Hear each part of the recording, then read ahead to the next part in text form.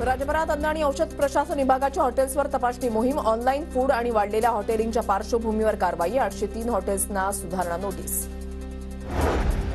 उद्या डोंबिवलीमध्ये सकाळी 9 ते रात्री 9 वाजेपर्यंत पाणीपुरवठा बंद राहणार, जलवाहिनीच्या दुरुस्तीच्या कामासाठी पाणीपुरवठा बंद ठेवण्याचा निर्णय। नांदेडच्या बाजारामध्ये तूर डाळीची 195 प्रति किलोनं विक्री, अतिवृष्टीमुळे बाजार समित्यांमध्ये तुरीची आवक कमी झाल्यानं भाव वधारले।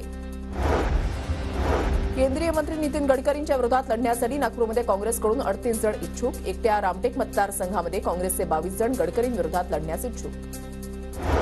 पश्चिम बंगालच्या 24 परगणा जिल्ह्यामध्ये ईडी अधिकाऱ्यांवर जमावाचा हल्ल्याप्रकरणी संबंधित अधिकाऱ्यांचा जबाब नोंदवण्यात पोलिसांना अपयश।